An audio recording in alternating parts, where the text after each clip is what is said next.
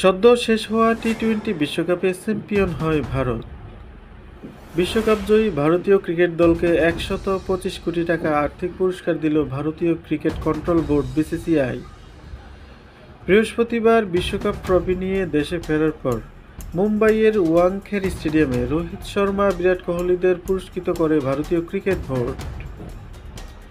এদিন বিশ্বকাপ জয় করে দেশে ফেরা ভারতীয় দলকে স্বাগত জানাতে মুম্বাইয়ের বিমানবন্দরের ভেতর বাইরে জড়ো হয় হাজার হাজার সমর্থক।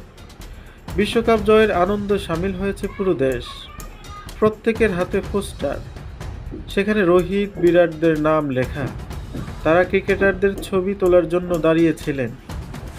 মুম্বাইয়ের মেরিন ড্রাইভে হুড খোলা ভাসে ছিলেন বিশ্বকাপজয়ী তারকারা। ভিক্টরি প্যারেডে অংশ নেবে ভারতীয় দল।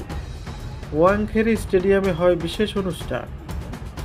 বিমান থেকে নামার অনেক আগে থেকেই ভিড় ছিল মুম্বাইয়ের রাস্তায়। মেরিন ড্রাইভের রাস্তা অবরুদ্ধ হয়ে যায়। রাস্তার দখল করে রাখেন ক্রিকেট ভক্তরা, যে কারণে গাড়ি দাঁড়িয়ে যায়। ভিড় সামলাতে হিমশিম খায় পুলিশ। এই ভিড়ের মধ্যে দিয়ে ক্রিকেটারদের বাস নিয়ে যাওয়া হয় ওয়াংখেড়ে স্টেডিয়ামে। ভিক্টরি প্যারেডের শেষে হুড খোলা বাস থেকে নেমে মাঠে নেমেই ডাকদোল ও চক দে ইন্ডিয়া গানের তালে নাচতে দেখা যায় ভারতীয় ক্রিকেটারদের। স্টেডিয়ামে প্রদক্ষিণ করে অভিবাদন গ্রহণ করেন বিশ্বকাপ জয়ীরা। মাঠে প্রবেশ করেই নাচতে দেখা যায় ভারতীয় ক্রিকেটারদের। সবচেয়ে বেশি নজর কেড়েছেন সূর্যকুমার যাদব ও শিবম দুবে। অনুষ্ঠানের শেষে ভারতীয় দলের ভিক্টরি লেপেও ফিরল ২০১১ সালের বিশ্বজয়ের স্মৃতি। এদিন বিশ্বকাপজয়ী অধিনায়ক রোহিত শর্মা বলেন, মুম্বাই কখনো হতাশ করে না। আমরা সলিড রিসেপশনের সাক্ষী থাকলাম। গোটা দলের পক্ষ থেকে এই জন্য সমর্থকদের ধন্যবাদ জানাই। আমি খুব খুশি ও তৃপ্ত।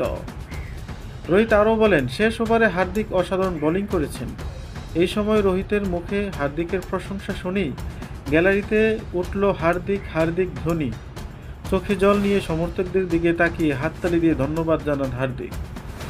নিশ্চিতভাবেই আবেগঘন পরিস্থিতিতে তৈরি হয়।